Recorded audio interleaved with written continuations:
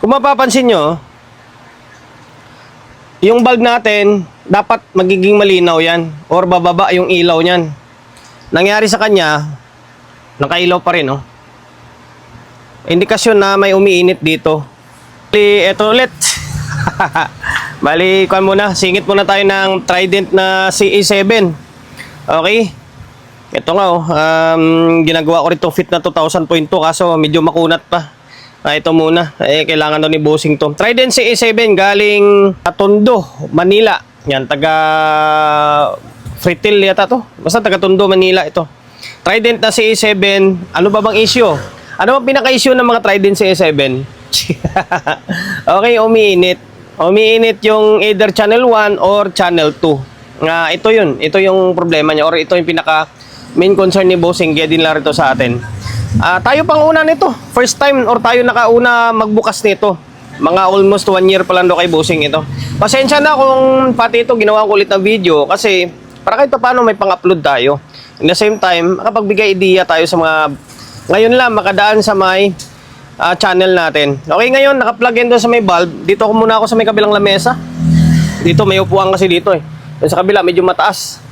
Okay. Masakit na yung binti ko kakatayo. Kung mapapansin nyo, yung bulb natin, dapat magiging malinaw yan or bababa yung ilaw niyan. Nangyari sa kanya, nakailaw pa rin, oh. Indikasyon na may umiinit dito. Saan kayong channel? Parang itong channel 1, ah. Okay? Ngayon, susukatan natin siya ng biasing. Natamad ako kumuha ng kwan eh. Natamad ako kumuha ng thermal scanner natin. Ngayon, pakita ko muna sa inyo, ha. Tapos, ayan, naka 2.5 tayo. And then, sukatan natin ng bias kung ano yung lalabas dito. Okay? Baliktad.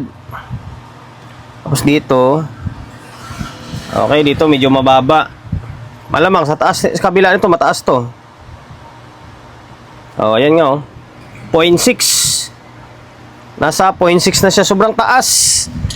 Okay, sobrang taas na. Ngayon, dito na channel na may problema, yung channel 1. Yung channel 2, good dito.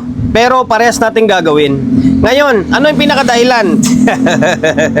Ulit-ulit na lang eh, no? Pasensya na, humihingi tayo ng pasensya. Tayo eh, kailangan din kasi natin ng content everyday.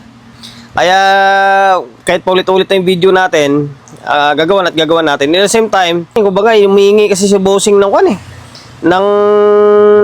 Ito yung resibo natin ba? Yung video natin, hiningian tayo ng video para pakita ni Bossing kung paano gawin. Kaya dinadalhan tayo kahit malalayong lugar eh. Dahil sa mga video natin eh. Ngayon, ito yung dahilan, no? Yan yung trimmer na yan. Okay, yung trimmer na yan. Yung trimmer na yan. Okay? Yung kulay dilaw na yan. Nagbabago yung bias niyan. Ngayon, nagagawin natin para mas tumibay yan. Siyempre, i-fix bias natin. I-fix bias natin ito. I-fix bias natin ito. Para tumibay na siya. Hindi na siya iinit. Okay, yun lang naman ang pinaka-problema niyan. Ngayon, kakalasin ko muna itong channel 2. Tapos, ikumpara natin. Kapag na-fix ko na, ikumpara natin ha. Na i-fix bias na natin. 2.7 ang gamit natin dito. Ito guys, ibababa ko siya konti. Mga nasa around 2.5 lang.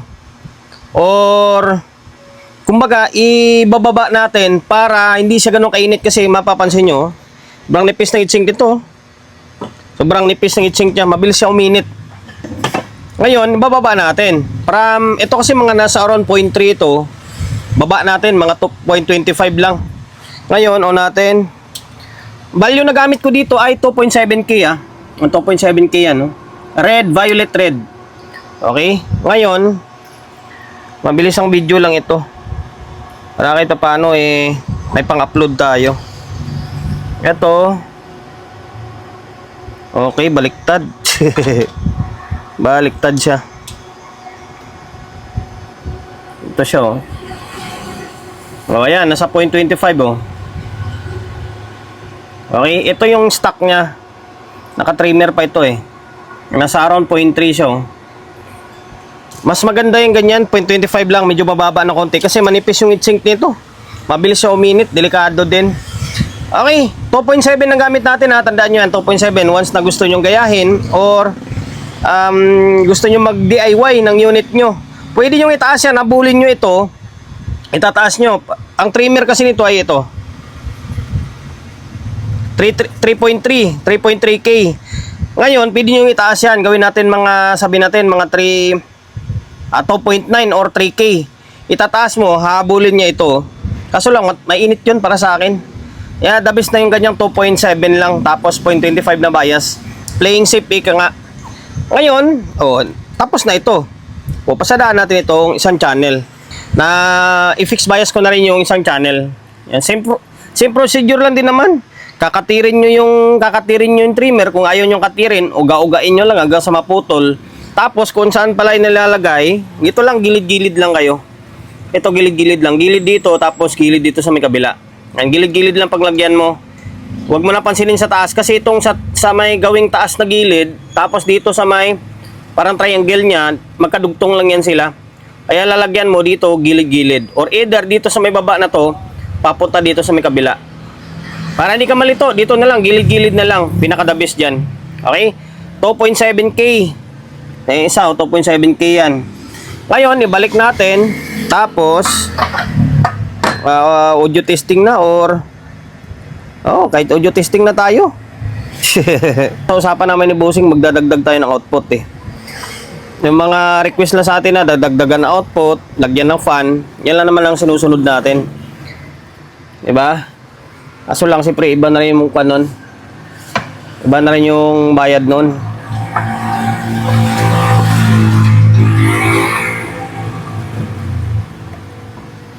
Okay, ayan na. Naibalik ko na lahat. Ano pa ba gagawin natin? Okay, isang testing pa. O natin. Pansinin nyo yung bulb natin, oh. Ang pino, di ba? Wala kang makitang ilaw, oh. Kaysa kanina, may maliwanag na ilaw pa. Okay, single bulb ang gamit natin eh. Doon yung double bulb natin hanggang doon sa dulo. Ngayon, magsasukat pa ba ako? Sige na nga, para sa formality. Okay. Ngayon, sukat tayo. O ayan, 0.25 lang. Ganda na yung bias na yan para sa akin. Sa akin tong unit na medyo manipis yung heatsink. Maglagay tayo ng speaker. Saglit lang ah. Okay. Ito, naglagay na tayo ng speaker. Yung isa hindi naka-speak on to kasi sira na yung speak on ko. Kakabunot-bunot araw-araw eh. Lumuwag na. Ayan, dalawang speaker to, dalawang sub. Tapos, naka-laptop tayo. Audio source natin. Ito nga, ito waiting sa parts pa. Ngayon, yun oh.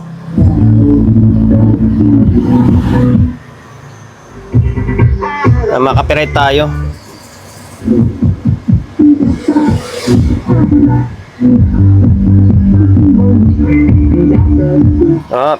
Kalalayan ko lang kasi makapiright tayo.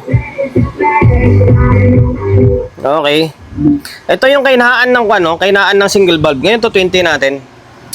Para ayun, naka 20 na yan. Matagal na yung delay nito. Ito yung kainaan. Kapag nasa battle ka nito, talo ka na eh. Kasi hindi kagad mabalik. Ilang kwan pa ilang seconds pa bago bumalik.